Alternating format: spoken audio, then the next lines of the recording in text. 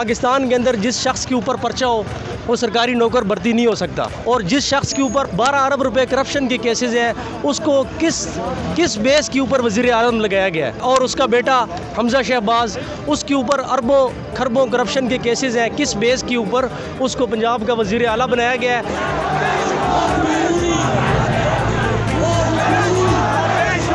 عمران خان ایک ایسا شخص ہے جسے نہ ضرورت تھی سیاست میں آنے کی، پھر بھی سیاست میں آیا کیونکہ اسے عشق ہے ہمارے وطن سے۔ مجھے فرق نہیں پڑتا پی ٹی آئی کے ساتھ ہو، پی ایم ایل این کے ساتھ ہو، پی پی پی کے ساتھ ہو، یہ بات سیاست کی نہیں ہے، یہ بات پاکستان کی ہے۔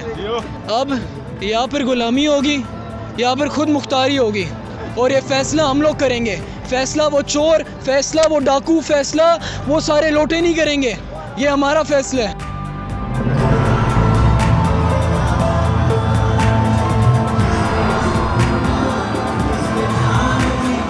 ہمارا ہیرو تو ہمارا لیڈر عمران خان ہی ہے، اور اس کے سارے سپاہی ہمارے ہیرو ہیں۔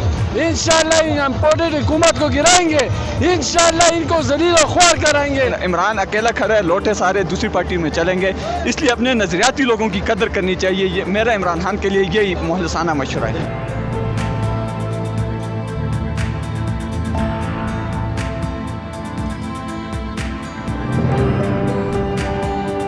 ہمارے قوم کے ہیرو ہیں وہ علی محمد اور قاسم شاہ سوری، بلکہ پی ٹی آئی میں جتنے بھی ہیں ورکرز ہیں وہ سارے ہمارے ہیرو ہیں۔ اس کو جو فالوورز ہیں عمران خان کے سب ہیرو ہیں، اور پاکستان کے عوام اس وقت ہیرو ہیں جو عمران خان کے ہر بات پہ لبیک کہہ کے باہر نکلتے ہیں۔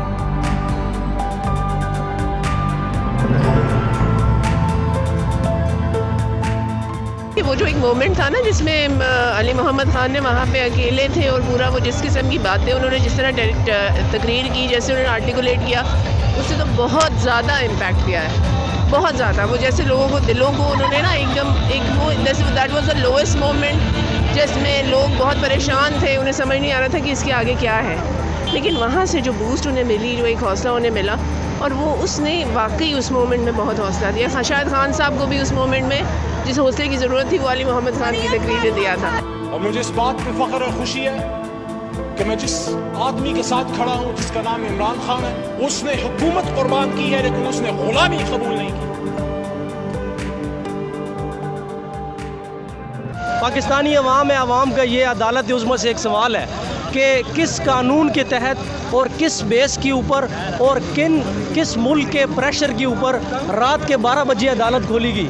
ایک عام شخص ہے، اس کا عدالت میں کیس 30 سال لٹک جاتا ہے، اس کی 7 نسلوں تک کیس چلتا ہے، اور یہاں پہ جب بات آئی چوروں کو بچانے کی اس ٹائم رات کے 12 بجے کیس کھل رہا ہے۔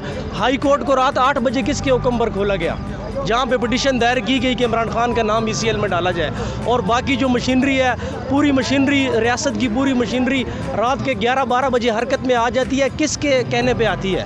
اس چیز کا جو بیان ہے وہ موقف یہ عام پاکستانی عوام کا ایک سوال ہے، سادہ سا معصومانہ سوال ہے کہ کس بیس کے اوپر ایک کیا کہتے ہیں شہباز شریف نے نواز شریف کے لیے سفارتی پاسپورٹ جاری کیا ہے، جو ملزم ہے، مفرور ہے، بگوڑا ہے۔